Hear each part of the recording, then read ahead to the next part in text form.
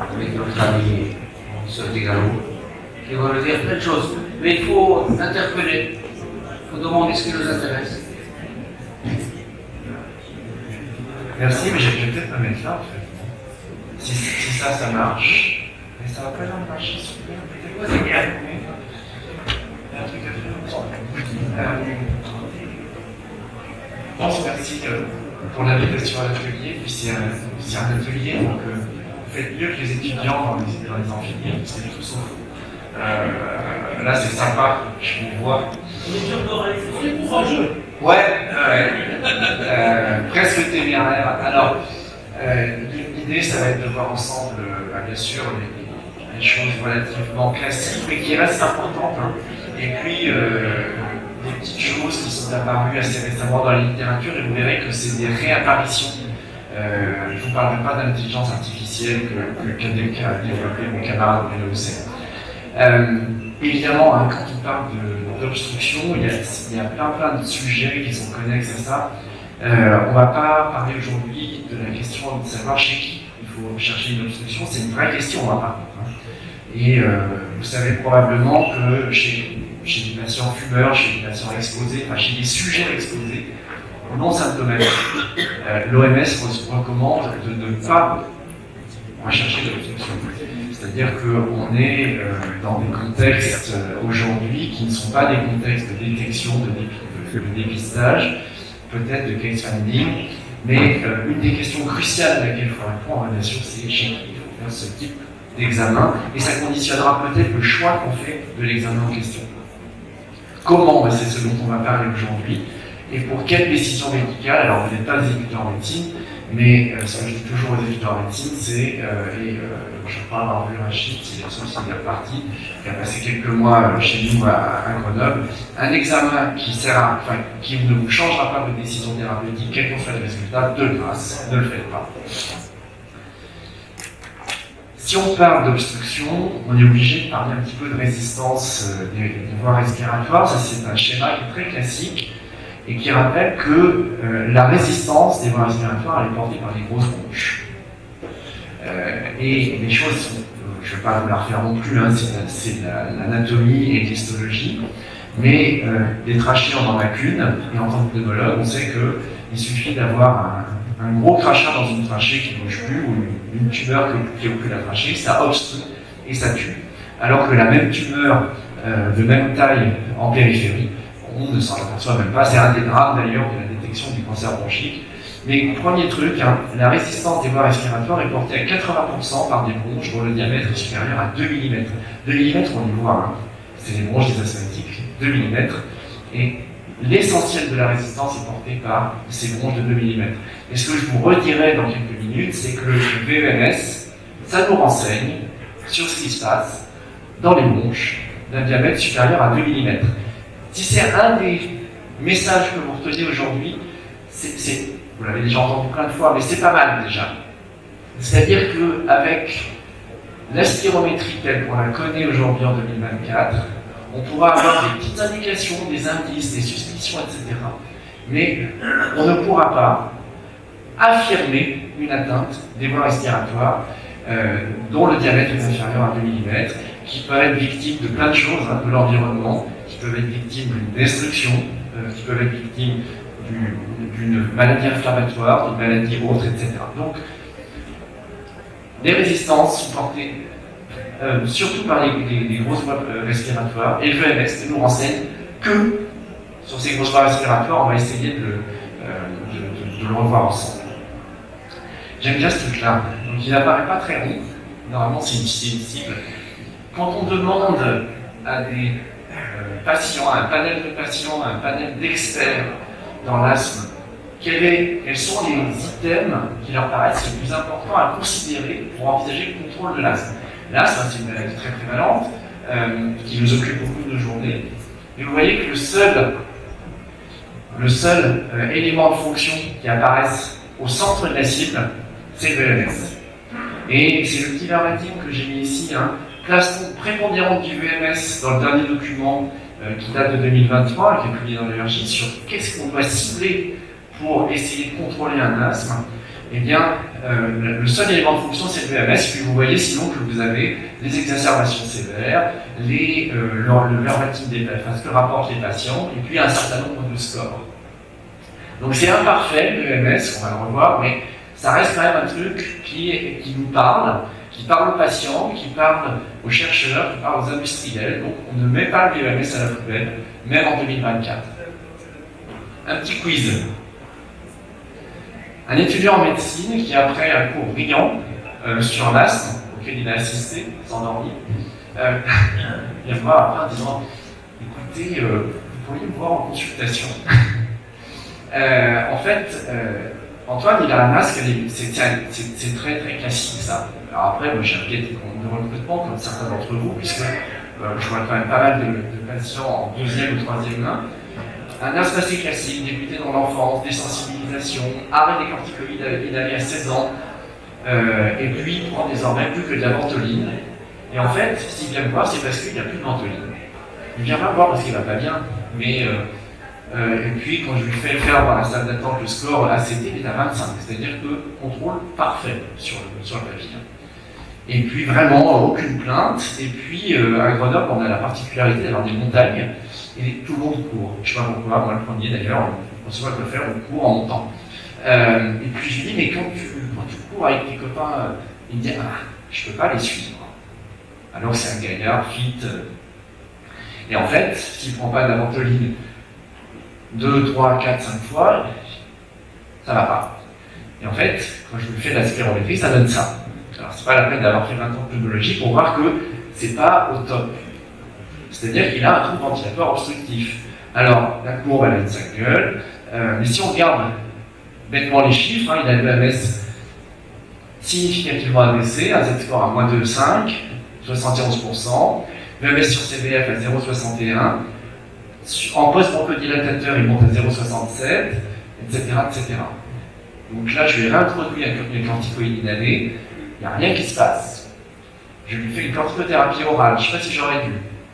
Il n'y a rien qui se passe. Autrement dit, entre 16 et 22 ans, il a eu 0 suivi, ça c'est un des premiers messages, 0 suivi, 0 spirométrie, et il a développé un remodelage qui est définitif. Et donc, un des premiers messages de Squeeze, c'est l'obstruction. Rappelons-nous que le contrôle de l'asthme, ce n'est pas de symptômes et une fonction normale. Et la spirométrie, qui est un examen considéré comme difficile à faire, mais un peu galvaudé, ça aurait pu sauver sa fonction. Alors c'est pas très grave, il va s'adapter, mais il aura toujours, malheureusement, ce capital déficient. Donc ça, c'est un des premiers messages.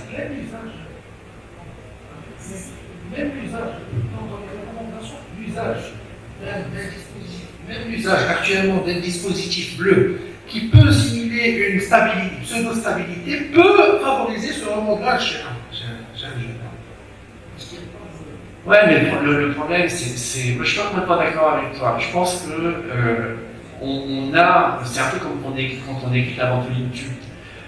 Les malades qui meurent en réanimation d'un asthme ont pris beaucoup plus de ventoline que les autres.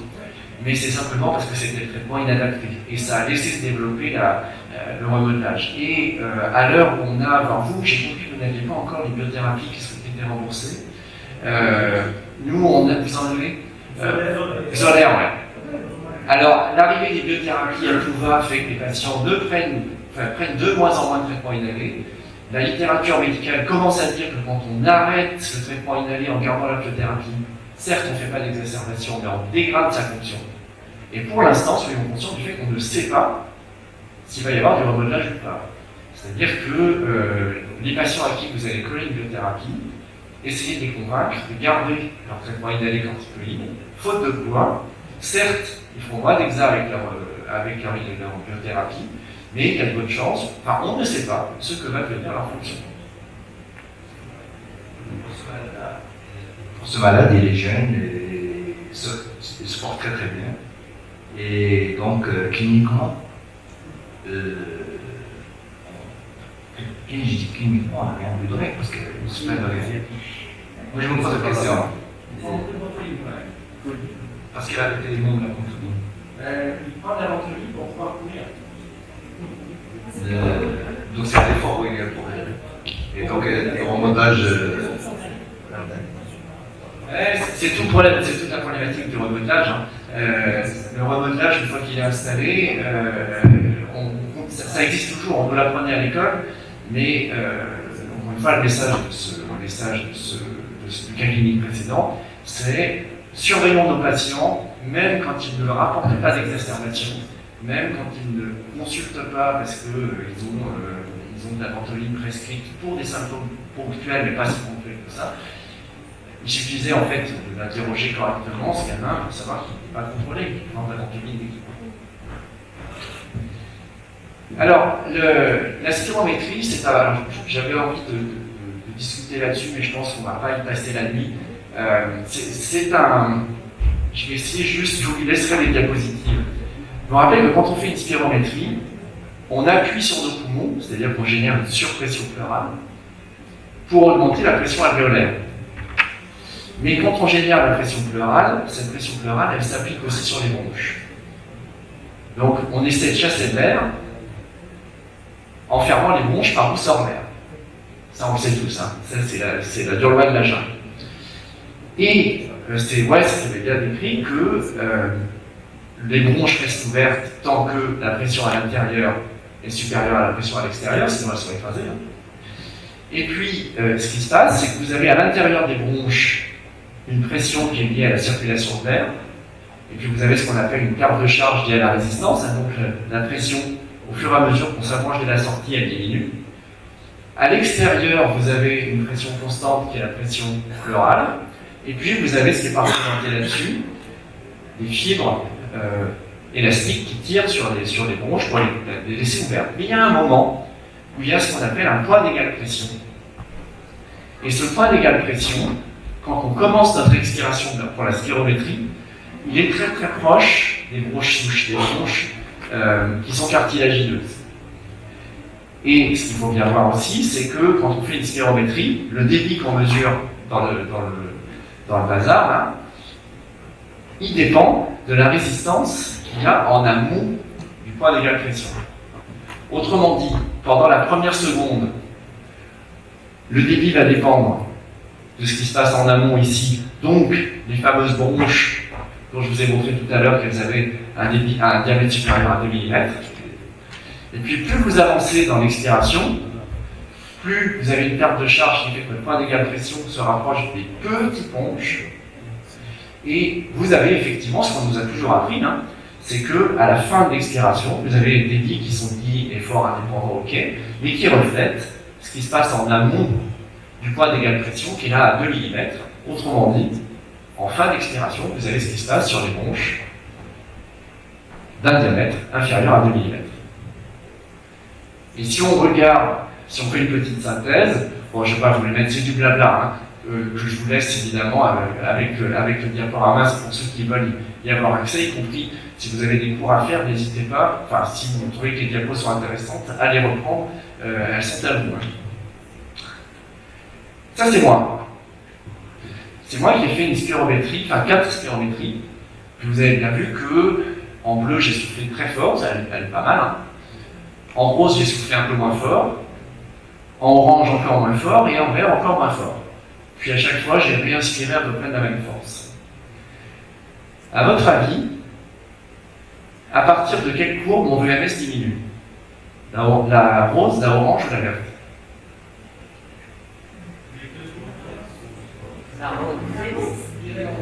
Le VMS.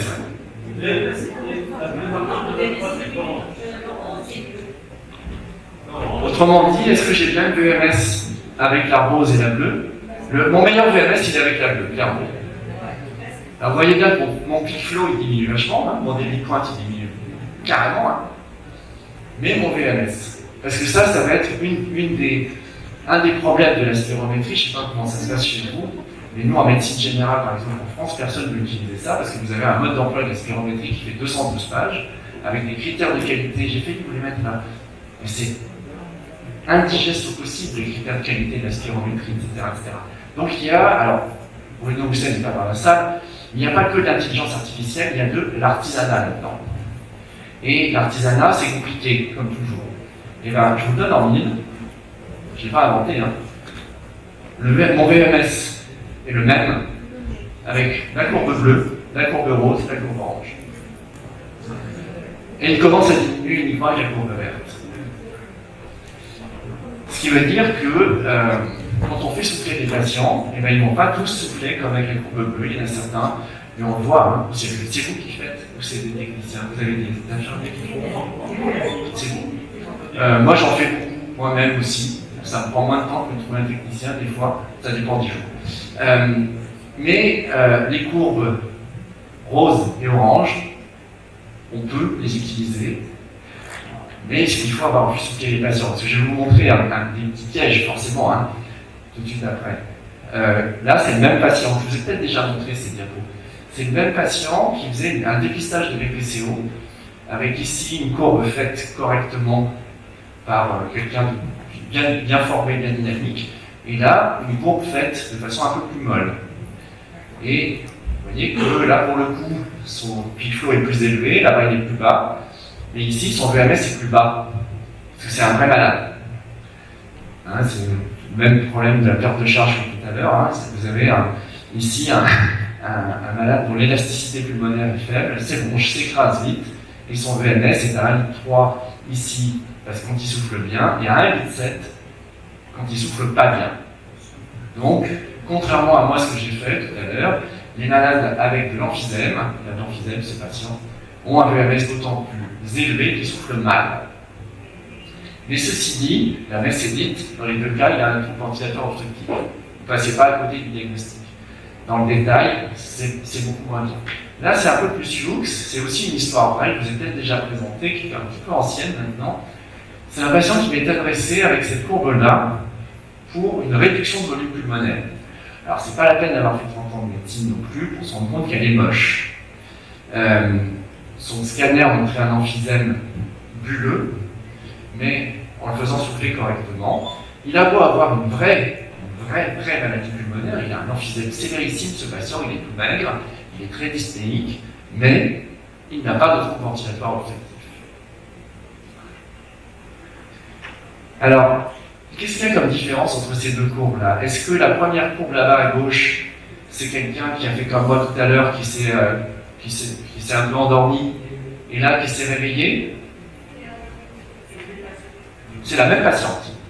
Patiente de 30 ans, symptomatique, qui respire comme ça. Entre les deux, je vais passer un tube dans la... elle a eu une dilatation de la trachée, elle avait une sténose post-intubation. Donc il est complètement évident que c'est les trois questions, hein, c'est à qui on le fait, pourquoi, hein, comment, et qu'est-ce que ça change. Un acte diagnostique en soi n'a évidemment aucune valeur, et vous savez, on est tous capables de mimer hein, ce genre de choses, c'est le contexte clinique qui nous permet de répondre à une question. Et là, la question, c'était est-ce que nanana. Et là, c'est pas moi qui fais la courbe de droite. J'aurais bien aimé trouver une courbe, voilà, une véritable inspiration. Je ne sais pas si ça a été bien fait, mais je pense pas. Autre petite chose, et je vais vous montrer encore je pense, j'espère avoir bien classé des cas cliniques, ça va être sur l'interprétation. Alors, je ne sais pas vous où vous en êtes, mais ça reste aussi un peu de l'artisanat cette histoire. Hein. Le GOLD, donc le comité, qui est un comité d'experts, hein, c'est pas des recos le GOLD, hein. Ce sont des experts qui se réunissent dans des réunions de très bonne qualité financées par l'industrie, il ne faut pas l'oublier non plus, continue à dire qu'on a un trouble ventilatoire obstructif définissant pour partie la BPCO quand le VMS sur CVF en post-bronchodilatateur est inférieur à 0,70. Ok. Donc ça, c'est la vie. On est d'accord ou on n'est pas d'accord, mais c'est la définition consensuelle actuellement de la BPCO, ce sont des patients symptomatiques, exposés, avec un critère de fonction qui est le VMS sur CVF inférieur à 0,70 après bronchodilatateur.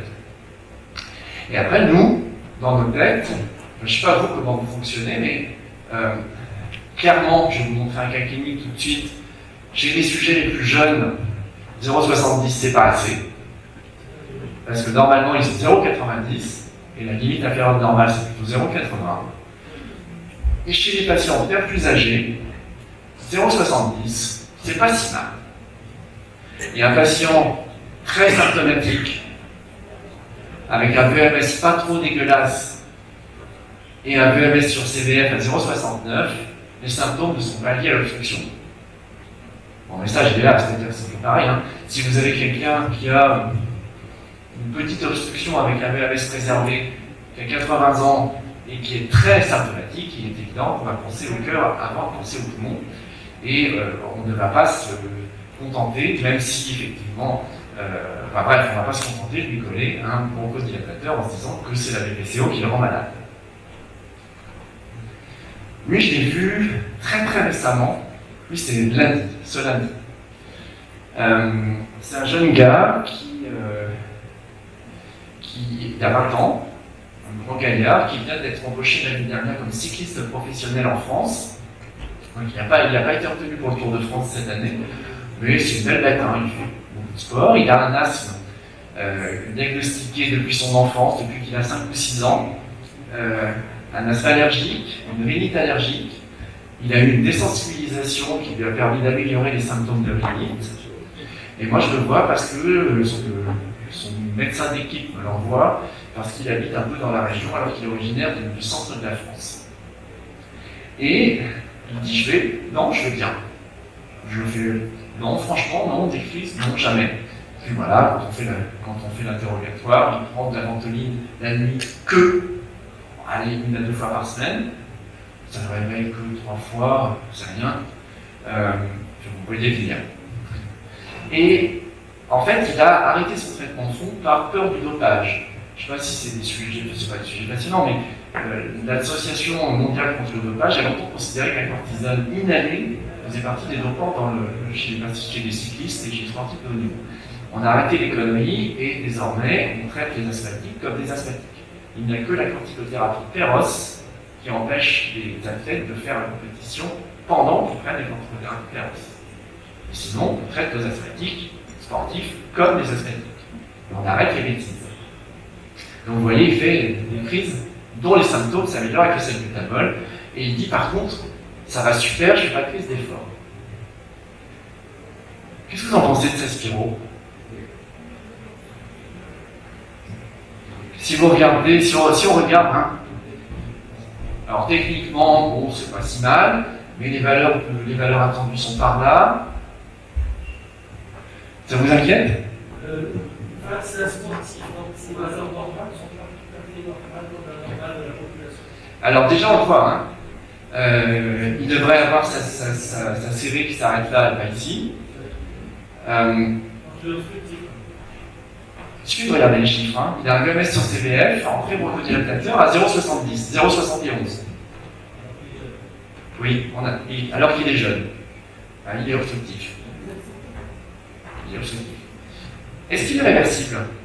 Est-ce que vous avez regardé les nouvelles définitions? J'en profite pour vous les rappeler parce que ça change tout le temps. C'est 10% de la valeur théorique. Donc lui, sa valeur théorique de VMS, c'est 5 litres 100. Et il faut qu'il ait au moins 510 ml de mieux. Donc là, il ne les a pas. Il n'est pas réversible, mais si on est stricto sensu, il normalise sa fonction, puisqu'il a 0,75 et 0,75, il passe dans le vert. Alors c'est pas parfait, mais il passe dans le vert. Donc on est sur quelqu'un qui normalise sans avoir de réversibilité significative. Et après, on est des docteurs. Qu'est-ce que vous faites? Vous le traitez, vous? Est-ce que vous lui mettez un traitement de fond? J'ai pas hésité une seconde, ça m'a pris du temps. Hein. De toute façon, il n'est pas contrôlé. Il fait 4 à 5 crises toutes les 4 semaines. Il n'est pas contrôlé. Il n'est pas contrôlé et il a une fonction de base qui n'est pas normale. Donc il a vraiment 2 critères de non-contrôle que sont les symptômes et la fonction. Et il a 20 ans. Et puis vous vous rappelez, même si, comme tu dis, hein, aucun sportif n'est normal. Sinon, il serait pas de haut niveau, je veux dire. Sinon, il ne serait pas sportif de haut niveau. Avoir ça à 20 ans, vous connaissez les trajectoires. Hein. Ce qui serait bien, c'est qu'il puisse garder une trajectoire haute de fonction. Donc, lui, j'ai essayé de le convaincre de 2 choses. Hein, c'est d'avoir un traitement de fond et puis de faire un contrôle dans quelques semaines, je crois que je vais lui donner 3 mois pour regarder ce que ça donnait sur le plan de la fonction et des symptômes. Donc les nouvelles règles de variabilité, c'est ce que vous disiez il y a 2 secondes, hein. Variation du VMS et de la CVF, quand ça varie de moins de 8%, c'est la variation normale, qu'a tout le monde. Une réponse significative, c'est 10% de la valeur prédite. Et réversibilité, c'est normaliser le rapport VMS sur CVF, c'est-à-dire que l'augmentation significative, c'est 10% de la valeur prédite, et la réversibilité, c'est la normalisation du rapport VMS sur CVF. C'est un petit peu sioux, mais voilà ce que je vous propose, ça c'est la traduction à peu près littérale des nouvelles recommandations de l'ERS.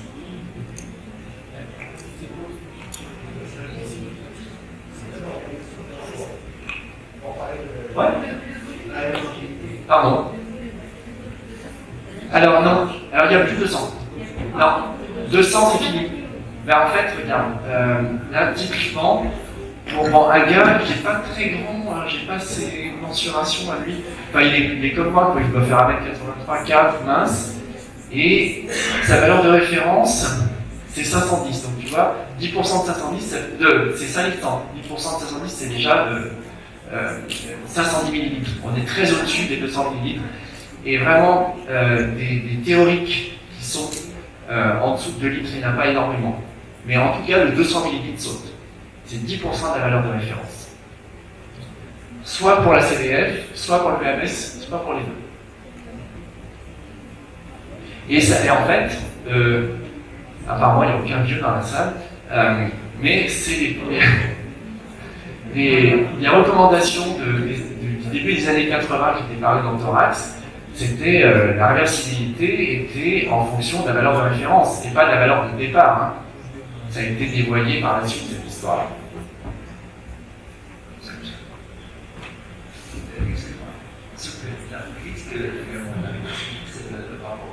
La capacité vitale, normale. La normalisation. Normalisation. Ah, pas tant, clair. Et là j'ai mis ce cas extrême, le cas de Louis. Il n'a pas de réponse significative au c'est pour ça que les recommandations c'est super, l'intelligence artificielle c'est génial, mais ça a ses limites. Là, pour vous, est-ce qu'il répond au bronchodilatateur en aigu, lui?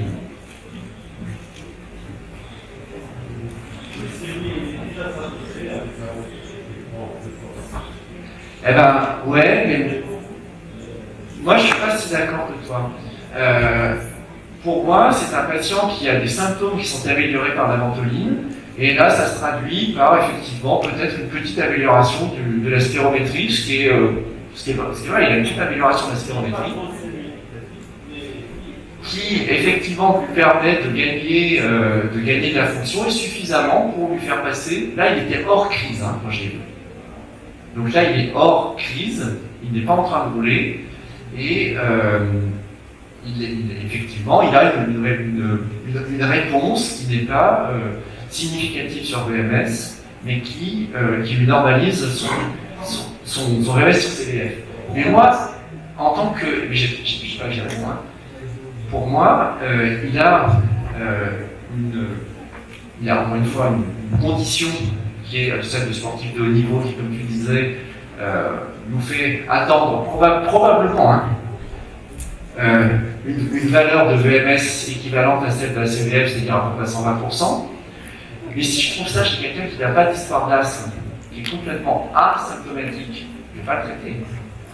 Lui, il raconte une histoire qui est une histoire de crise d'asthme, qui certes sont améliorées par la ventoline, et qui a, quand il se présente en étant asymptomatique, une obstruction significative, il n'y a pas d'identité, il a une obstruction significative quand il se pointe au laboratoire le matin. Et bien lui, je lui propose un traitement de fond et je le vois. Je vois deux choses, s'il cesse d'avoir des crises qui sont quand même à un endpoint important, et puis ce que j'espère, c'est qu'en cessant d'avoir des crises, il puisse avoir une fonction qui reste la plus élevée possible tout au long de sa vie. On ne traite pas que les malades qui sont en crise. Donc, on le traite parce qu'il a une histoire, parce qu'il a tout le temps besoin de Ventoline, et en plus, c'est quelqu'un qui a besoin d'être bien équilibré. Oui, mais ce que je ne veux pas, moi, c'est qu'ils viennent comme Antoine, c'est le premier que je vous ai montré tout à l'heure. C'est-à-dire que si vous avez un asthmatique qui ne veut absolument pas, qui résiste sur le fait de prendre un corticoïde inhalé, qui fait une crise par mois et qui, en dehors des crises, a une fonction strictement normale, eh ben, je vais être moins incisif pour le traiter que quelqu'un qui fait effectivement des crises récurrentes, qui a une histoire d'asthme typique, il est asthmatique, il n'y a pas d'histoire, hein, et qui, en dehors des crises, alors qu'il est asymptomatique, là il dit « je ne suis pas symptomatique » quand ils sont et c'est toute la problématique de la sensation de la dyspnée, y compris chez les sportifs, hein, en rapport avec l'obstruction bronchique. J'ai enlevé, il y a des schémas assez classiques hein, de dissociation entre la perception de la dyspnée et celle de l'obstruction chez les patients asthmatiques. Ouais. Et lorsqu'on voit le malade pour la première fois, finalement on le fait souffler, on voit l'obstruction, puis on donne un méthodologie, puis après on mesure, bon, on trouve une réversibilité, allez, soi-disant satisfaisante, ou bien pas vraiment claire. Derrière cette réversibilité, il n'y a que le muscle de l'organisme qui est dilaté, mais il y a l'œdème qui reste. Est-ce qu'il ne serait pas finalement préférable de refaire l'histométrie après un traitement d'une semaine, 10 jours de corticoïdes, finalement pour éliminer la composante inflammation et après faire la comparaison entre les deux, ils n'ont pas la même mise. Mais je me pose toujours cette question. Les recommandations dans le traitement de la prise en charge de l'asthme, c'est revoir les patients dans les 3 mois après une modification thérapeutique. C'est-à-dire que si ton patient, tu as choisi de le traiter, parce que tu crois qu'il a un asthme et que tu penses que le bon traitement de son asthme, alors c'est pas le sujet du jour, hein, mais est-ce que vous faites vous du traitement uniquement, est-ce que vous avez le même traitement en fond et symptômes, ou est-ce que vous gardez Ventoline pour le traitement des symptômes et les corticoïdes inhalés pour le traitement de fond? Nous en France, on est pas mal à essayer cette stratégie qui consiste à avoir le même dispositif. Ouais, moi je suis, lui c'est ce que j'ai fait pour lui. Encore une fois, en France, c'est pas si clair parce qu'il y a eu des réticences fortes de la part de la SPLF, mais il est quand même le niveau de preuve du SMART, c'est quand même qu'à la fin de l'histoire, les patients prennent moins de corticoïdes. Pardon. Ouais, ben moi je le suis carrément. Mais après, j'ai pas de religion particulière. Les patients qui préfèrent éviter de prendre trop de corticoïdes pour quelle qu'en soit la raison, je préfère qu'ils en prennent quand il y en a plus besoin. Un seul dispositif. Selon les sociétés savantes, il y a même les TS et les ATS qui n'ont pas les mêmes attitudes. C'est pour ça que notre collègue va dire plus. Ah oui, donc c'est clair. S'il vous plaît, moi, personnellement, je préfère la deuxième, c'est pas SMART, parce que, comme le cas de Louis, la Ventoline nous permet de savoir est-ce qu'il est bien contrôlé ou pas. C'est déjà l'utilisation de Ventoline, c'est un critère extraordinaire d'évaluer le malade, l'état du malade. Donc, prendre un seul dispositif, c'est pas très clair. Avec l'autre, la version 2,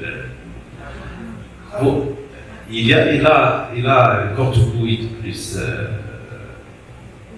longue durée d'action, mais quand il a besoin de Ventoline, ça se voit qu'il est pas bien. Donc c'est le meilleur moyen pour ne pas, c'est le meilleur moyen d'évaluer le contrôle de l'asthme. Et moi j'adore ces débats et ça montre que heureusement qu'il n'y a pas que de l'intelligence artificielle et l'idée c'est d'arriver avec mais bien sûr avec ta technique, la tienne, la mienne, à faire en sorte de rendre des vrais services aux patients sans faire trop de bêtises et d'arriver effectivement à les suivre correctement. Mais je pense que les deux stratégies peuvent être utilisées. Et ça dépendra aussi des malades. Un petit mot sur le Gold, ouais. J'ai une question de base. Le moment de faire la spirométrie, je vois certains patients Donc, expliquons, au moment de la crise, ils débarquent dans un cabinet en pleine crise, ils leur font faire expérimenter. Quel est le choix du moment pour évaluer justement l'obstruction? Et une fois de plus, ça dépend de la question que tu poses. Si le diagnostic d'asthme est avéré, si tu sais que c'est un asthme, il n'y a aucune raison de lui faire une spirométrie pendant une crise. Si au contraire, on a un doute diagnostique, c'est-à-dire qu'on ne sait pas si la symptomatologie c'est un asthme, si c'est une dysfonction des cordes vocales, si c'est une hyperventilation, si c'est une cause cardiaque, si c'est autre chose, profitons de la crise pour regarder quelle est la fonction respiratoire. Mais ça dépend vraiment du contexte. Si on sait déjà que c'est un asthmatique, ça n'a aucun intérêt. Alors, le GOLD, j'ai assez envie de partir sur quelques considérations assez récentes qui montrent que quand on complexifie les choses, eh bien, on fait des ateliers fonction. Alors, j'espère que ça va continuer, comme ça je pourrai continuer à bien voir. Le GOLD 2017, sur la définition de la BPCO, c'était assez simple. On reste un peu là-dessus, hein. Donc des patients symptomatiques exposés avec une anomalie de fonction qui vous est rappelée ici. 2024, ça se complique un peu. Et ça a donné lieu à l'idée que j'ai eue de faire cet atelier, parce que vous avez donc toujours la même chose hein, sur les anomalies de fonction, etc. Il est clairement rappelé, 2023 c'était pas ça, mais là en 2024 ils ont quand même dit on va pas trop dériver, on va rappeler qu'on ne peut toujours pas parler de BPCO chez les patients qui ont des rapports VMS sur CVF supérieurs à 0,70. C'est-à-dire qu'on a des patients très emphysémateux, c'est des malades évidemment.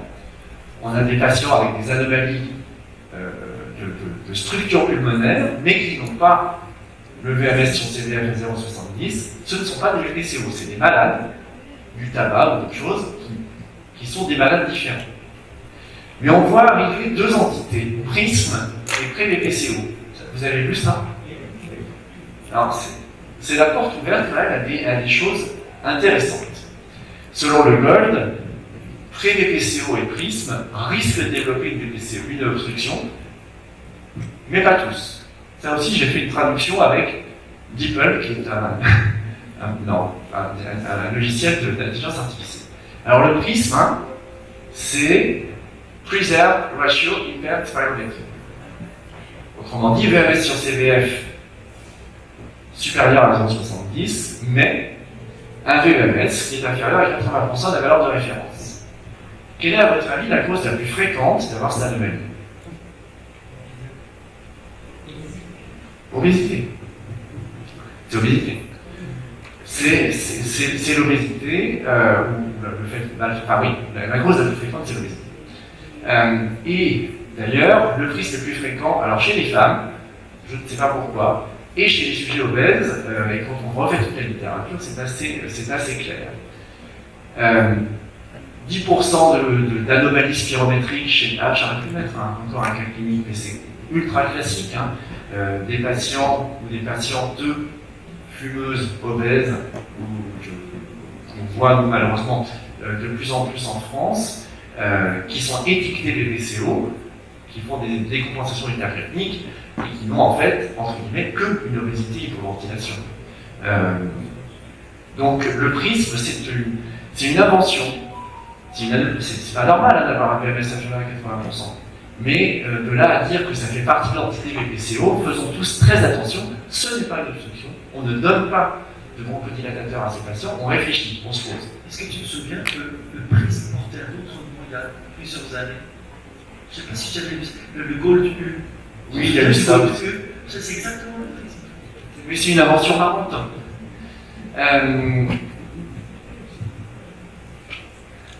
Pré-BPCO, et là, c'est des patients symptomatiques qui ont des lésions, mais qui ont un VMS sur CVF supérieur à 0,70.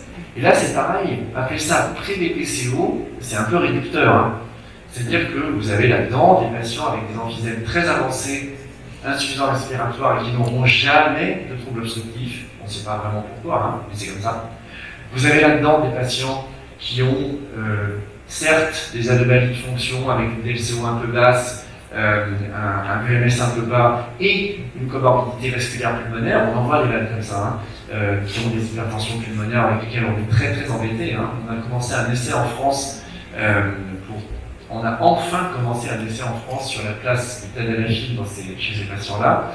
On a des patients qui ont de l'emphysème fibrose, on a là-dedans un espèce de paquet. Certains développeront finalement une espèce de BPCO sur le critère VMS sur CV, puis d'autres jamais. Mais c'est des vrais malades, souvent. Et il faut surtout s'astreindre à chercher pourquoi ils ont des symptômes, faire en sorte de leur faire stopper le tabagisme si on a la possibilité, etc. Ah, c'est pas très gentil ce que j'ai fait là. Ça, c'est une patiente que j'ai vue mercredi, ce mercredi, pour un lavage broncho-alvéolaire. J'aurais pas dû le faire, probablement. Mais j'ai réfléchi un peu après, mais peu importe. Une petite vieille, bien plus jeune que moi, tabagisme non sevré, 70 paquets années, tout chronique, traité depuis 10 ans pour une BPCO elle a utilisé tous les dispositifs de la Terre qui ne marchent pas très bien, une dyspnée qui s'aggrave, et sur le scanner que j'ai pas pu récupérer parce que je ne peux pas avoir accès, je voulais le faire là, mais j'ai vu mercredi, j'ai pas pris le temps avant de partir, elle a des lignes septales, et puis sa pneumologue traitante me l'adresse pour un lavage broncho-alvéolaire, et puis je vois apparaître du liquide rouge avec des sidérophages, je l'ai appris aujourd'hui. Elle a quoi? Mais elle a de l'insuffisance cardiaque, évidemment. C'est pour ça que j'ai pas été très malin en faisant un lavage broncho-alvéolaire. Et là, je suis pas très sympa, parce que, en fait, c'est une femme de 52 ans, 63-65 kg, qui a soufflé, vous voyez, son pneumologue l'a fait souffler la semaine dernière, et puis elle met TVO connu, mais elle n'a pas de TVO. Et là, elle tousse, elle est en insuffisance cardiaque, elle est juste restrictive, cette patiente. Et le biais cognitif qu'on a tous, c'est-à-dire qu'on va tous un peu vite, on dit, mais ouais, mais. Quand je lui ai dit, mais je l'ai rappelé, je lui ai dit, écoute, elle n'a pas de TVO, elle me dit, oui, mais elle a un VMS bas, et si elle avait soufflé plus longtemps, elle aurait une CVF plus élevée. Bon, ok, mais en fait, elle a 20% de fraction d'éjection, donc si tu veux bien, je la confie au cardiologue. Ben, je l'ai envoyé en cardio immédiatement après. J'ai été assez con pour lui faire le lavage broncho-alvéolaire, ce qui n'est pas très, très, très intelligent. Donc on a tous des biais cognitifs, 70 paquets années, assez jeunes, et on arrive parfois à ne pas regarder les choses telles qu'elles sont. Elle n'a pas le trouble compensatoire obstructif, elle n'a pas de BPCO. Ah oui, non, c'est extrêmement fréquent. Il y a eu une enquête au Royaume-Uni sur je crois, c'est 200 000 sujets qui ont été regardés et qui ont eu des spirométries. À votre avis, parmi ces 200 000 sujets, il y en avait, je dirais, je ne me souviens plus très bien, 10% peut-être. Je ne donnerai pas de chiffre. De mémoire, c'est 1200 qui avaient dans leur dossier médical le diagnostic de BPCO. Sur ces 1200 qui ont une spirométrie, à votre avis, combien avaient réellement une obstruction bronchique? Quel pourcentage? 25%. C'est-à-dire que, mais on a la même chose, Rachid, tu peux témoigner, quand les externes présentent des dossiers dans le service et qu'ils disent Madame Machin avec BPCO, je les coupe et je leur dis prouve-le. Et une fois sur deux, ça ne va pas. Donc, le cas de cette jeune femme est un cas caricatural, et en 2024, continuons, malgré ce que je vais vous montrer dans 2 secondes, à regarder la définition. Et la définition de la BPCO, ça reste le VMS sur CVF. Ouais.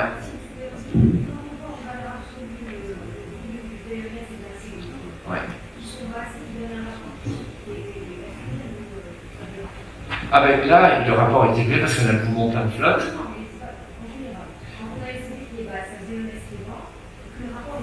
Oui. Alors c'est souvent des restrictifs avec alors tout est possible, mais quand le rapport est élevé, c'est en général un poumon qui est anormal, donc fibrose ou édème pulmonaire, et quand le rapport est normal et pas élevé, c'est l'obésité. il faut regarder les valeurs. Il faut regarder les valeurs. C'est-à-dire qu'on a là typiquement pas d'obstruction, mais des valeurs basses, il faut essayer de comprendre. Et puis, dans les écrits, on trouve beaucoup effectivement là-dessus, le profil de l'étude, c'est sur 10 000 combien de personnes. C'est-à-dire que beaucoup d'auteurs, ils ont le courage de vraiment piocher dans les syndromes obstructifs, petites voies aériennes, études des résistances, tout ce que vous voulez. Mais en matière de restrictifs, on ne trouve que quelques, c'est-à-dire l'obésité, et on n'a pas. Et c'est ce que je vais vous montrer maintenant, c'est-à-dire que même si on peut identifier des anomalies, des petites voies aériennes, etc., je ne savais pas où placer, je crois qu'il est placé après, les fameux débits, le GAN 2575, etc., qui peut donner des renseignements sous certaines conditions, mais le temps passe vite. Mais rappelons-nous quand même que la définition d'obstruction, il y en a une, pour l'instant, et essayons de nous y tenir. Même si on a des courbes d'allure machin, si on a l'impression que, restons sur les définitions, c'est souvent un service qu'on a à rendre à nos patients. Est-ce que vous avez vu ce papier du Lancet, qui a 2 ans maintenant, et qui dit, grosso modo, que le diagnostic de BPCO devrait, pour qu'on arrive avant de ne plus pouvoir rien faire, c'est intelligent leur truc, mais vous allez voir que ça complexifie un peu le concept. Ils disent, en 2022, à la date où c'était publié, la BPCO, on la diagnostique alors que les bronches de plus de 2 mm sont déjà toutes abîmées. Je vous ai dit, un EMS, c'est 2 mm. Et donc, on peut en général pas faire grand-chose pour améliorer le poumon de nos patients. On essaie d'éviter d'être dégradé le poumon, et puis on essaie de traiter les comorbidités, ça en fait tout ça très bien. Et ces spécialistes ont dit, chez les patients à risque, essayons d'identifier ceux qui sont en train d'abîmer leur poumon. C'est ça la logique. Et donc, pour ce faire, ils disent la BPCO, le diagnostic devrait reposer sur des critères élargis qui comprennent certes les symptômes, les antécédents personnels, des facteurs de risque et une limitation persistante du débit ou une hétérogénéité ventilatoire. C'est joli quand même. Alors là, on n'y est pas tout à fait, parce que tu vas voir. Je crois que malheureusement, j'ai enlevé l'algorithme qu'ils proposent. Et ils disent, la fonction respiratoire, eh bien, on propose des pistes. Alors, des pistes soit pour mesurer les anomalies de fonction, soit pour mesurer ou identifier des anomalies du parenchyme. Alors, pour les anomalies de fonction, ils gardent vraiment la spirométrie avec le rapport VMS/CV dont on vient de parler pendant 1 heure. Et puis après, ils font intervenir des choses dont on a déjà parlé en atelier il y a quelques années. La résistance plethysmographique, dont je vais vous dire un petit mot. L'indice de clairance pulmonaire, est-ce que quelqu'un l'utilise? L'indice de clairance pulmonaire, ça a été développé chez les mucos en Europe. Quand on a commencé à normaliser le PMS des mucoviscidoses, des patients avec mucoviscidose, on a essayé de trouver des indices un peu plus fins pour savoir ceux d'entre eux qui gardaient encore des hétérogénéités ventilatoires. Peak flow, ça on connaît bien. Le rinçage de l'azote. Là, ça fait un peu peur quand même. Moi, ça m'a fait un peu peur. Les oscillations forcées. Ça, on vous en parlait un petit peu ou pas? Vous en avez? Alors nous, ça revient en fanfare. En France, en ce moment, même en Europe, il y a une grosse pression pour que tous les laboratoires réachètent des oscillations forcées. Et puis pour le parenchyme, imagerie. Vous y croyez à l'imagerie? J'ai beau adorer la fonction, je pense que l'imagerie va prendre beaucoup de place dans les années qui viennent pour les diagnostics d'anomalies respiratoires. Alors les gens qui veulent me taquiner vraiment beaucoup disent c'est fini la fonction, dans 20 ans, tout sera fait avec le scanner. Alors, ils ont peut-être raison, mais en tout cas, l'imagerie risque de prendre pas mal de place pour le diagnostic des patients qui sont en train d'abîmer leurs poumons à cause de la clope. Il y a la destruction, là aussi, des bronchioles terminales sur le scanner, et puis en bas, la DLCO. C'est là que je l'ai placé.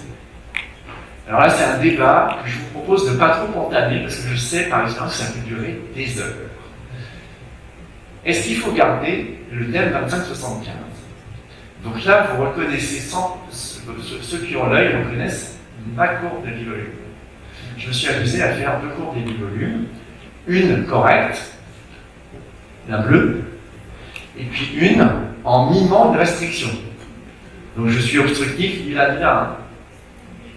Mais par définition, le débit moyen quand on a des petits poumons est plus petit que le débit moyen quand on a des gros poumons. Et le message est que le DM2575, il dépend du diamètre des bronches, mais il dépend aussi du volume pulmonaire. Donc c'est un indice qui est sensible, mais qui n'est pas du tout spécifique d'anomalie obstructive. C'est ça mon message. Donc c'est un truc qui marche très très bien à l'échelle de population, mais qui ne marche pas très bien à l'échelle individuelle. Sauf si on mesure en même temps les volumes pulmonaires. C'est-à-dire que si vous avez des volumes normaux et un DM2575 bas, vous êtes sûr qu'il y a l'obstruction. Mais si vous avez un DM2575 bas et que vous ne connaissez pas le volume, le vrai volume, la CPT, pour laquelle vous mesurez votre truc, et donc vous ne pouvez pas répondre. Et donc, sur une spirométrie seule, quand vous avez un DM2575 bas, vous dites juste, bah, c'est soit une obstruction, soit une restriction. C'est pas normal, on est d'accord? Non, c'est pas ce que c'est. Donc, ma suggestion est de ne pas porter un diagnostic d'obstruction sur ce seul critère, parce qu'on fait rentrer des patients dans les mauvaises cases avec tout ce que ça peut supposer de risque pour eux, hein, de ne pas comprendre pourquoi ils sont chez vous. Parce que je vous rappelle qu'ils sont chez vous quand même, c'est qu'ils ont un symptôme. Hein. Et puis, de ne pas les traiter correctement.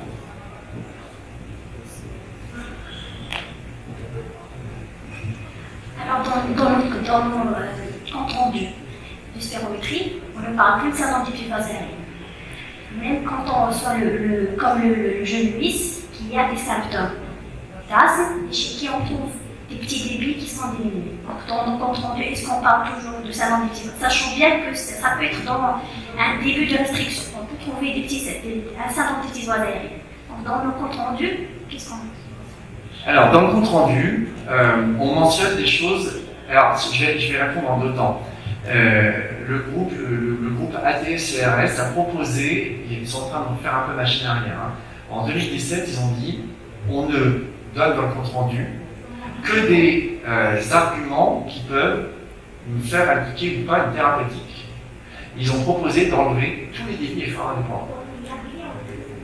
Dans le GLI, on ne trouve plus. Alors c'est un peu sévère, mais vu qu'on ne doit pas poser un traitement ni un diagnostic sur une anomalie de fonction telle que tu l'as décrit, on peut mentionner ce qu'on veut, l'allure, les chiffres si on veut, mais rester sur un critère fort, c'est il n'y a pas d'obstruction.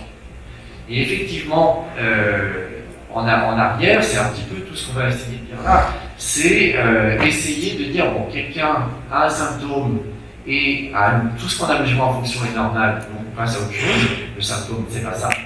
Ou alors il a un symptôme et il a, comme tu dis, des débits efforts indépendants qui sont anormalement bas. Je suis dans une espèce d'épaisseur de trait sur laquelle je ne peux pas conclure de façon ferme et je vais essayer de savoir dans quel sens ça tourne. Alors, est-ce que ça justifie de faire un test au salbutamol? Eh bien, s'il a un symptôme et que tu veux savoir si son symptôme est lié à une anomalie bronchiolaire, la réponse est plutôt oui. Ou le revoir après avoir instauré un traitement pour son symptôme, s'il a effectivement, si tu veux savoir si les symptômes sont liés à son anomalie bronchiolaire, pourquoi pas. Mais il faudra faire attention de ne pas poser un diagnostic d'obstruction là-dessus. C'est pas un critère. On peut le trouver par exemple, dans des PHS, on peut trouver des petits débits qui sont. Oui, pour parler asthme. Pour plein de raisons. Et pour parler asthme, c'est ce qu'on dit tous depuis tout à l'heure, hein, on parle d'une histoire et on essaie de voir si on a une fonction qui est normale ou pas. S'il vous plaît, si vous avez été clair pour conclure que il y a une baisse du débit de 25-75% si il y a une restriction. Est-ce que la CVR n'est pas suffisante pour détecter une restriction? On voit clairement que là, la CVR est diminuée. Alors, en aucun cas. Le contre-exemple typique, c'est le patient, ça c'est pareil, c'est le patient qu'on voit tous en tant que pneumologue, c'est le patient qui a une fibrose. Le patient qui a une fibrose, est-ce que la CVF sert à juger l'évolutivité de la fibrose? C'est un quiz pour hier, hein. Vous avez eu une fibrose évolutive hier. Hein.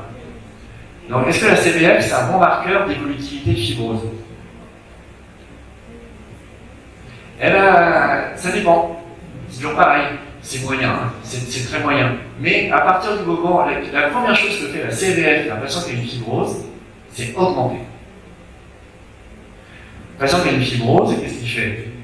Il rigidifie son poumon, il baisse son volume résiduel, il ne bouge pas trop sa CPT, donc il augmente sa CVF. D'accord? Mais il garde sa CVF normale jusqu'à ce qu'il ait une CPT à 70%. Donc, CVF normale peut être associée à une CPT à 70%. Et c'est déjà quelqu'un qui est très malade. En général, grosso modo, hein, le fibrosé classique qui a 70% de CPT, il a 95% de CVF et 40% de DLCO. C'est l'élastance. Il est déjà très détruit. Et donc non, la CVF peut rester normale chez les restrictifs. Donc tout dépend de la pathologie. Le restrictif avec un poumon malade a une CVF normale longtemps. Le restrictif pariétal, c'est-à-dire le patient obèse ou psychoscoliotique ou le patient qui a une myopathie, a une CVF qui baisse en même temps que baisse la CPT. Donc on ne peut pas conclure ça. J'ai une question. Tu sais que parfaitement que l'élastance c'est l'inverse de la compliance. D'accord. Mais il y a dans certaines pathologies où on a une baisse de la compliance et en même temps une baisse de l'élastance. Physiquement, quand tu expliques ça, comme dans l'histiocytose, par exemple. Tu vois, il y a une baisse de la compliance, mais en même temps une baisse du retour élastique du poumon. Alors, ce qu'il faut bien voir, c'est que ça dépend comment on le mesure. Moi, j'avais un patron qui m'avait dit c'est simple, virgule, fils, virgule. Vous appelez tous fils. La première anomalie dans l'emphysème, et là, tenez-vous bien, c'est la diminution fréquence dépendante de la compliance. Et oui, parce que tout ça, ça dépend de à quel volume tu mesures. C'est-à-dire que ton poumon isolé, si tu le mesures, il est anormal, donc il a moins de fibre élastique, il est plus compliant, moins élastique. Ça ne discute pas. Mais s'il est distendu, la compliance globale est plus basse. C'est-à-dire que ton poumon en lui-même est compliant, mais comme tu le mets dans une cage thoracique qui a ses limites, elle aussi, l'ensemble poumon-cage thoracique devient moins compliant. Et donc tu as une baisse de la compliance qui est liée à la distension. Et oui. Et là encore, ça dépend du volume auquel tu mesures. Et en gros, tu as des patients qui ont un emphysème qui débute, peuvent avoir ça rentre, ça sort sans problème. Et quand ils accélèrent leur fréquence respiratoire, ils gonflent un peu et ils se mettent à avoir une pente de Louffe, hein, c'est-à-dire une distension dynamique. Alors, ce que propose on a combien de temps encore? J'ai pas fait gaffe. Il est quelle heure là? 51, donc on a un tout petit peu de temps. Mais après, je suis là pour vous, hein, donc si vous avez envie d'arrêter d'aller à la piscine, tout ça.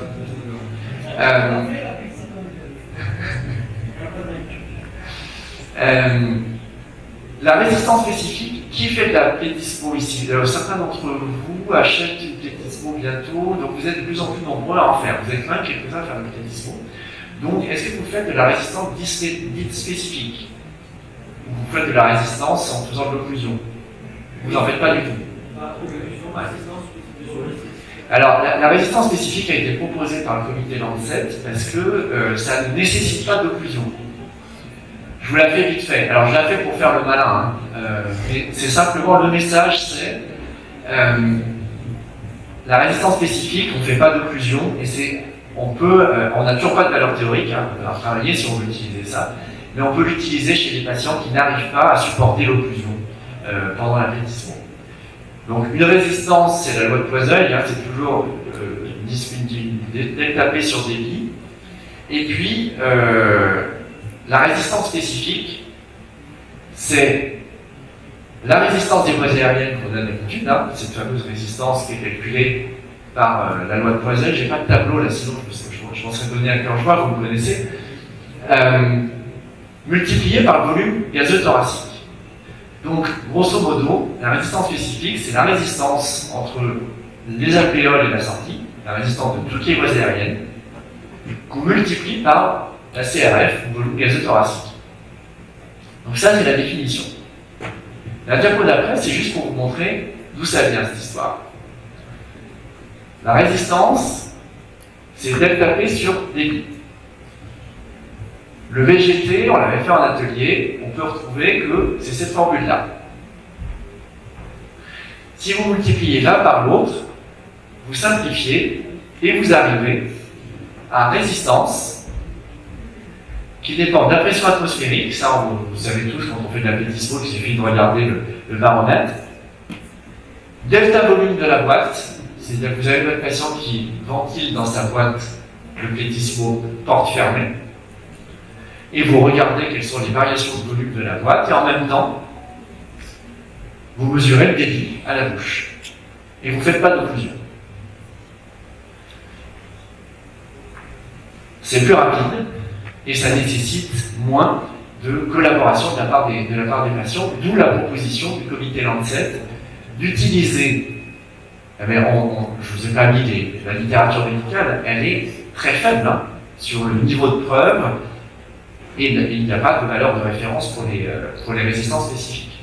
Mais le comité Lancet dit, réfléchissons à des tests accessibles, pas trop compliqués, parce que la spirométrie est jugée par beaucoup comme trop compliquée. Je ne sais pas ce que vous en pensez, vous.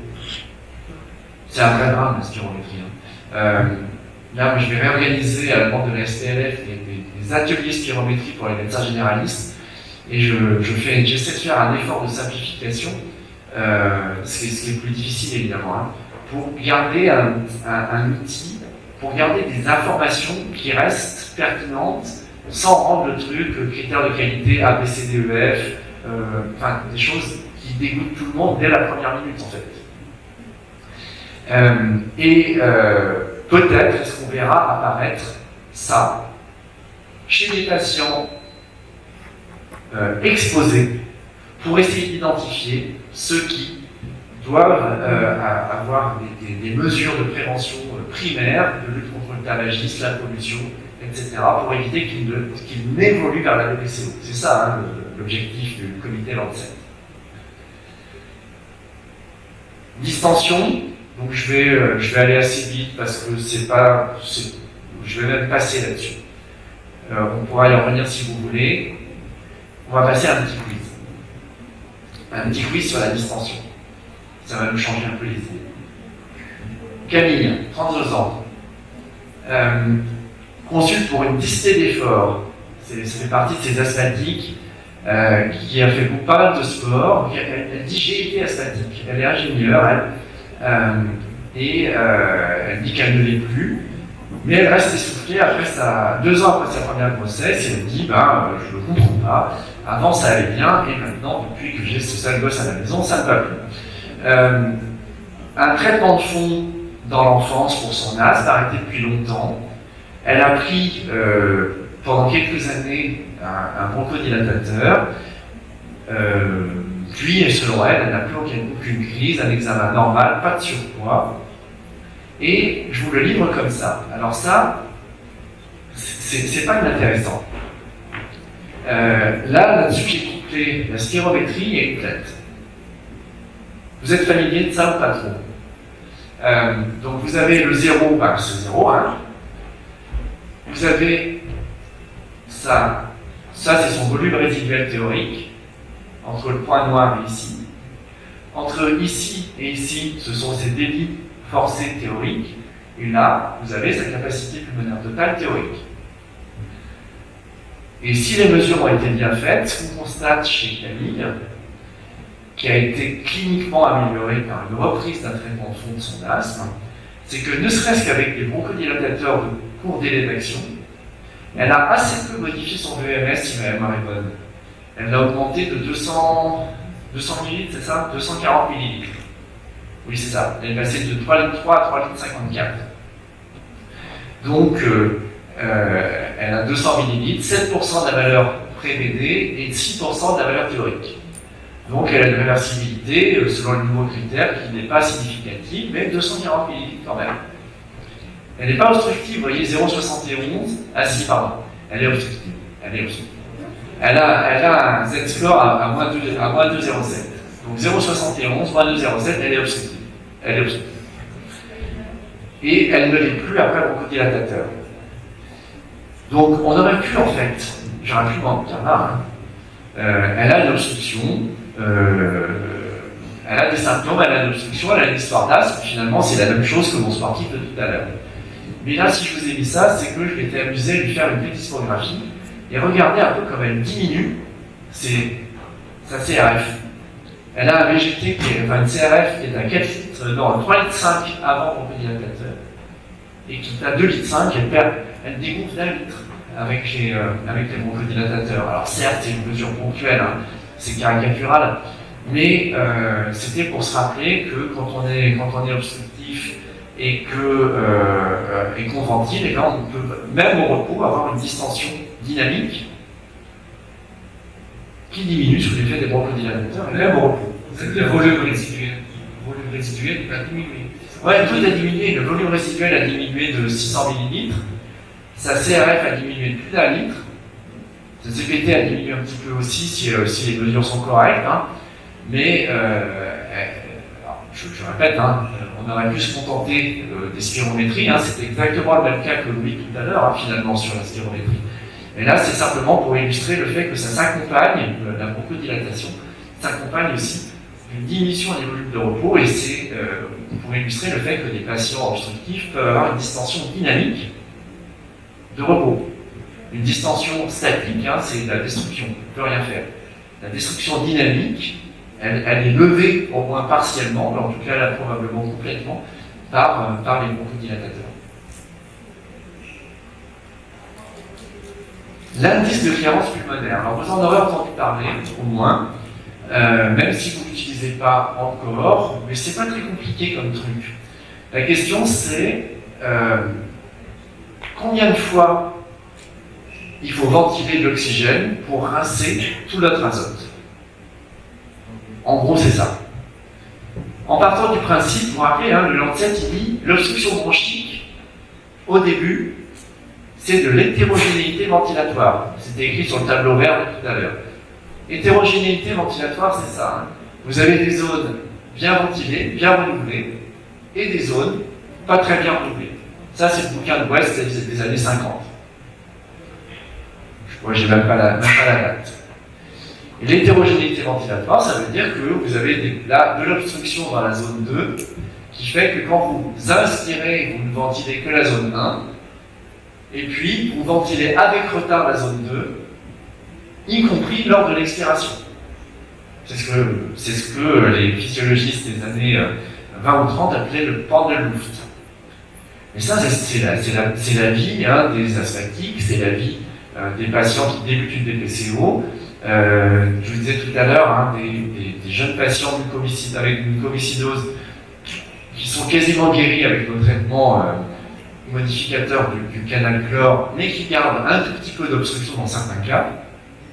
Et grosso modo, ces zones 2 là, eh ben, pour les rincer, il va falloir respirer plus de fois. Et l'indice de clairance pulmonaire, c'est que ça. C'est combien de fois il faut renouveler notre CRF pour rincer tout le poumon. Ça veut dire que ça, en fait. Alors, je vais être honnête complètement, la première fois que j'ai découvert que ça existait, c'est quand on m'a demandé de le faire. C'était à Besançon, il y a une dizaine d'années. L'infirmière coordinatrice de la mucoviscidose vient me voir en disant ce serait bien que tu fasses un indice de clairance pulmonaire pour nos patients. Et j'ai dit oui, et puis je suis allé voir ce que c'était. Elle venait d'un congrès où on m'a dit que c'était vachement bien, et je ne savais pas ce que c'était. Et en fait, on avait la possibilité sur nos machines, hein, dès que vous avez de la plète, vous avez de quoi faire ça. parce qu'en général, on a des bouteilles d'oxygène qui nous permettent de faire du rinçage de l'azote.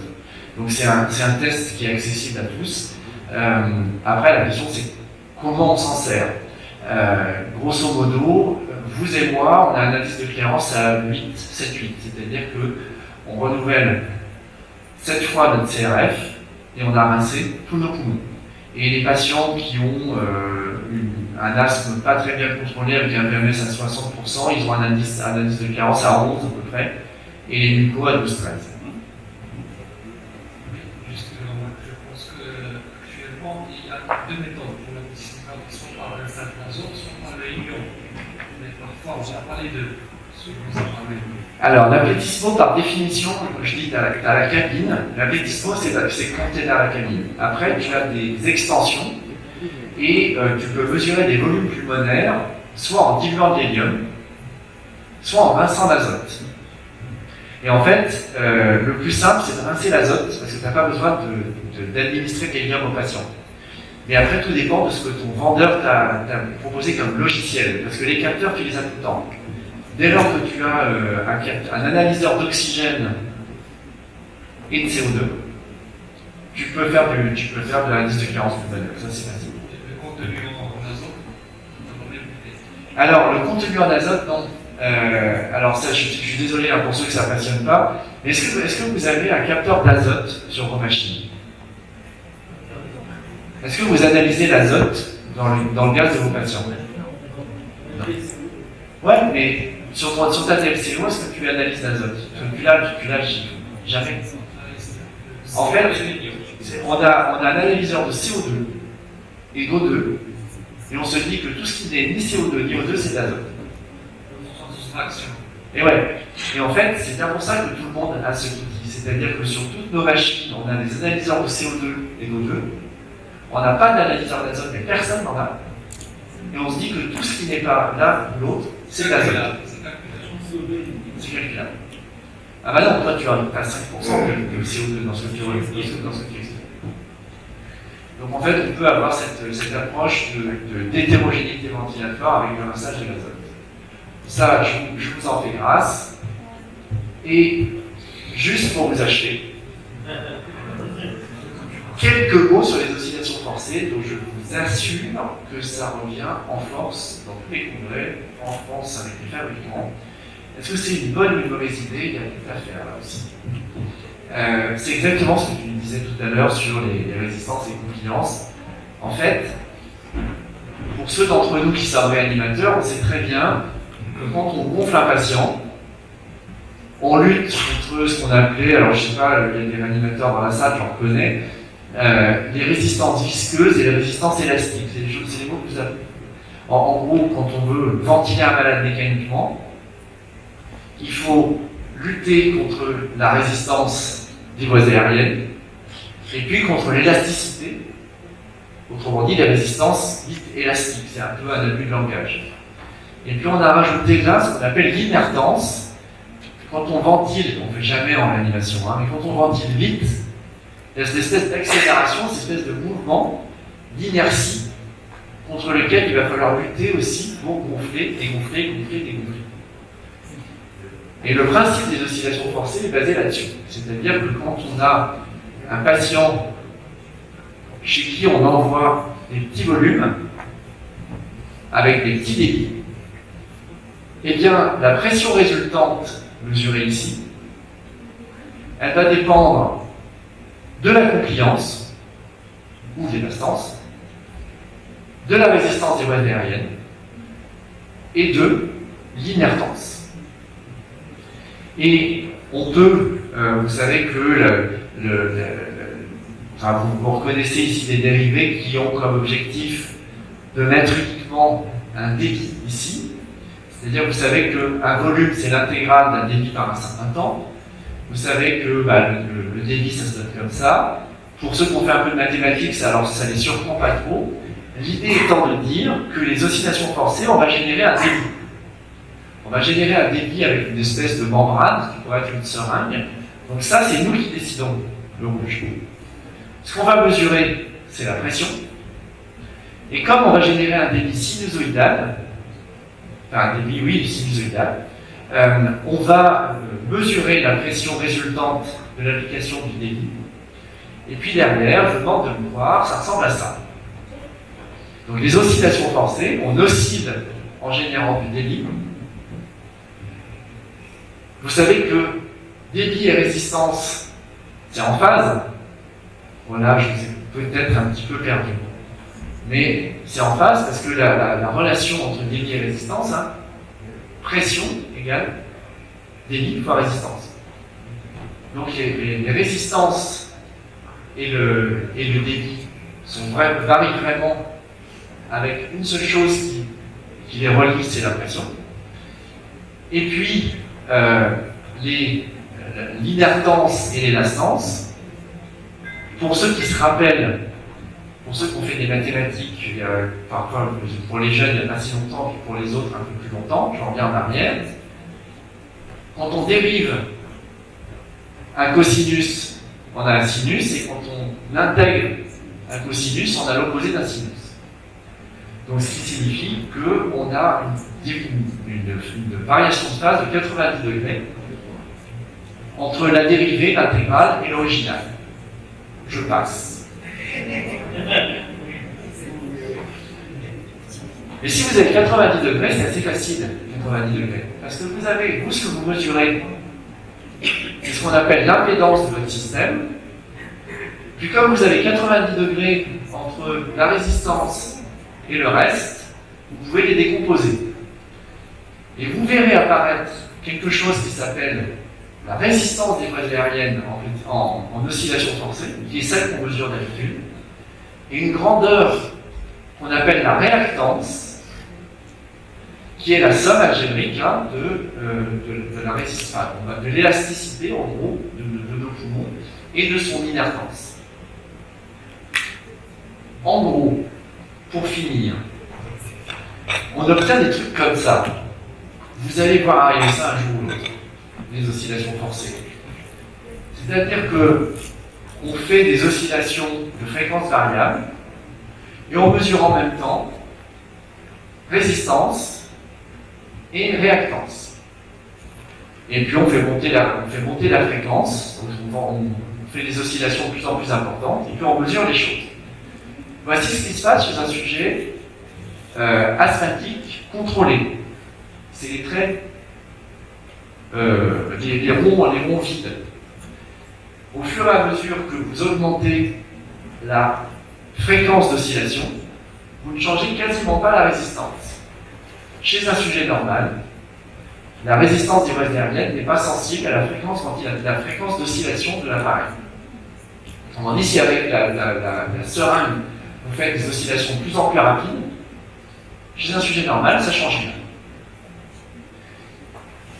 Sur ce qu'on appelle la réactance, plus vous augmentez la fréquence, et puis, je vous donne envie, plus la réactance augmente. Ce même sujet asthmatique, vous lui faites de la métacholine. Il contracte ses bronches, il augmente sa résistance. Et puis, vous voyez peut-être, c'est pas si clair, mais vous voyez que la pente ici est un peu plus raide que là. Et sur ce truc-là, c'est peut-être pas si clair, peut-être que là, c'est un peu plus clair. Là, vous avez un autre exemple de sujet, c'est un BPCO ou un asthmatique. Celui-là, c'est un patient BPCO, un patient sain. Un patient BPCO, vous avez une pente de descente là, qui est plus importante que la pente ici. Et parmi les indices qui sont proposés pour juger de l'existence ou pas d'une anomalie chez les patients, on revient sur le sujet du jour, hein. Est-ce que quelqu'un a une anomalie de bronche, a une obstruction qui est en train d'apparaître et qu'on peut mesurer avec un test peut-être un peu plus facile que la spirométrie? Eh bien, la différence algébrique entre la résistance à 5 et la résistance à 19, pour ceux qui lisent la littérature médicale, vous verrez noter R5 moins 19. Ou moins 20. Ou moins 20, effectivement. Ou 20. Qu'est-ce qui dit ça? Ouais, c'est ça. Souvent, c'est 19 ou 20. C'est R5 19 ou R5 20. Eh bien, ça témoigne de ce qu'on appelle la fréquence dépendance de la résistance qui témoigne d'une atteinte des petites voies aériennes. C'est-à-dire que au fur et à mesure qu'on augmente la fréquence d'oscillation, les petites voies aériennes ne sont plus concernées parce qu'elles n'arrivent plus à être renouvelées en fait. Peut-être quand il y a des anomalies que je vous ai montrées sur le petit schéma tout à l'heure en haut à droite. Et les indices qu'on regarde, c'est la résistance à 5, la différence entre 5 et 20 ou 5 et 19, et puis au niveau de l'élasticité, là aussi, on en revient à ce que je disais tout à l'heure, mon patron qui disait EFIS, la première anomalie dans l'emphysème, c'est la fréquence dépendance de la confiance. Mais là, c'est la même chose. On a une énorme fréquence dépendance de l'élasticité chez les patients qui commencent à avoir des anomalies des petites voies aériennes. Et la grandeur qui est proposée, c'est l'aire sur la courbe que vous voyez ici en gris, versus en gris foncé ici. Et plus cette aire sur la courbe est importante, plus ça témoigne de l'hétérogénéité des voies respiratoires qui est en train d'apparaître comme un signe d'obstruction qui n'est pas encore toujours visible sur la spirométrie. Donc l'idée des oscillations forcées, c'est de trouver un truc. Bon, il y a encore un autre exemple. Facile à faire. Vous mettez, c'est un appareil là, qui est gros comme un petit ventilateur de PVC. Vous avez un embout buccal, un pince-nez, vous demandez au patient de soutenir les joues, et il ventile calmement pendant 30 secondes. Et vous administrez les oscillations forcées, et vous mesurez, donc ce que je vous ai montré là tout à l'heure, c'est-à-dire vous mesurez, vous obtenez ça en une trentaine de secondes, et vous avez un dernier truc qui s'appelle la fréquence de résonance, c'est l'endroit où ça croise le zéro. Ce sont les trois grandeurs qui sont utilisées avec le X5 aussi, là, que vous voyez en bas, pour essayer de quantifier une hétérogénéité des petites bronches qui est en train d'apparaître. Donc ça, c'est un premier round. Vous en entendrez peut-être parler ou pas en fonction du fait que la technique s'implante ou pas. Mais vous aurez au moins ça, si un jour vous voyez, vous en entendez parler. J'ai laissé quelques références que vous pouvez regarder qui peuvent éventuellement vous servir à comprendre ce que ça dit. Et ben voilà.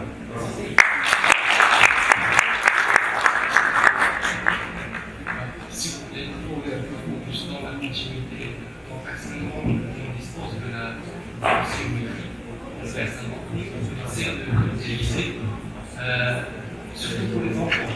Donc ça ne nécessite pas de coopération, c'est une respiration calme comme vous avez dit, sur un petit appareil.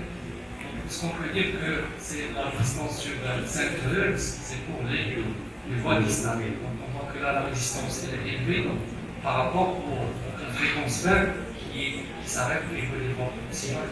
J'essaie de lire un petit peu, mais c'est vraiment très, très compliqué à comprendre. Vous avez un peu facilité la chose, je vous félicite. Par opposition, la conductance diminue. C'est la conductance. Alors la conductance diminue, rappelle-toi, c'est ce qu'on disait tout à l'heure, un poumon avec des voies aériennes, des petites voies aériennes qui sont bouchées, c'est un poumon que tu vas pouvoir remplir et pas vider. Donc il va devenir plus rigide. Ça traduit ça, en fait. Ça traduit cette espèce d'inflation dynamique instantanée. Tu n'arrives pas à renouveler ces bronches quand tu les ventiles, elles ne se ferment pas. Donc ça génère, en fait, ça identifie ce qu'on appelle une constante de temps qui est trop élevée, qui peut porter là, pour l'élastance, soit sur les petites bronches, soit sur une anémie du tissu élastique. Je ne sais pas si tu as remarqué, mais il y a un papier qui est sous presse en ce moment, qui vient de l'équipe de Tours, que j'ai renouvelé il n'y a pas longtemps, qui porte sur les patients avec des fibroses. Et chez les patients qui ont des fibroses, ils ont un X5 qui est élevé, mais ils ont des résistances basses. Donc l'élastance, la progression des ondes, elle est un peu élevée. Oui, et donc l'anomalie des petites bronches, la résistance élevée, réactance élevée, enfin très basse, peu importe, hein, c'est l'opposé, c'est la même chose. Ça, c'est typique des anomalies des petites bronches, quand tu as la résistance très haute et la réactance très basse. Et quand tu as une anomalie uniquement du tissu élastique, comme dans une fibrose débutante, tu as résistance basse et réactance élevée. Ce que je voulais vous demander, c'est par rapport aux valeurs normales. Donc, on ne dispose pas de base de données pour... C'est en train d'arriver. C'est en train d'arriver, mais là aussi tout est à faire. C'est-à-dire que, est-ce que ça va, faut repartir à zéro. On ne pourra pas parler de DPCO par exemple avec ça. On pourra identifier des patients avec un certain pattern dont il faudra savoir s'ils ont ou pas la réponse à certains traitements. C'est-à-dire que tu ne pourras pas faire un copier-coller de tout ce qu'on sait sur la BPCO avec une définition, avec une autre définition. Sauf à faire des corrélations qu'on essaye de faire mais qui sont très mauvaises. Donc c'est un nouvel outil dont il va falloir essayer de comprendre ce qu'il nous raconte sur des patients et ce sur quoi on peut agir, c'est-à-dire est-ce qu'il est pertinent, typiquement, est-ce que chez un patient qui fume, qui n'a pas d'obstruction, les bronchodilatateurs sont efficaces au long cours? La réponse est non. À New England, à Toulon, il y a 2 ans. Pas d'obstruction, pas de bronchodilatateur. Mais peut-être que ces patients-là ont des anomalies, des oscillations forcées. Il faudra savoir ce qu'on en fait, soit rien, soit avec du tabac, soit autre chose, on ne sait pas. Ce que j'essaie de faire actuellement, c'est de tester pré et post. Donc, chez les enfants, est-ce qu'on a une diminution de la résistance? Je compare chez le même malade. Dans la après, chez certains malades, ça diminue effectivement. Et on dit 50% pour que ce soit à peu près significatif en général. Merci. Pas de questions? Elle va certainement assimiler, mais c'est à recouvrir la prochaine fois que oui? Est-ce que dans ce cas-là, ça peut rejoindre un rapport de capacité vitale normale et des résistances? C'est toute la question. Il faut qu'on définisse des patterns. On est en train de travailler là-dessus. Autrement dit, est-ce qu'il y a une correspondance entre la spirométrie et les oscillations forcées? Pour les cas caricaturaux, la réponse est clairement oui. Et pour les cas frontières, pour les patients symptomatiques, oui. Mais ce n'est pas vraiment ce qu'on demande à ce test. On demande pour les enfants, on demande typiquement, les médecins du travail en France sont très friands de ça, parce qu'ils ont beaucoup de mal avec la spirométrie en médecine du travail. Et ce qu'ils aimeraient bien, c'est avoir un test moins cher que le scanner. Et ils essayent de savoir si oui ou non ces anomalies sont significatives pour changer le poste de travail. Donc ça pose aussi des questions. Oui. Dans la pratique, c'est pas équivalent.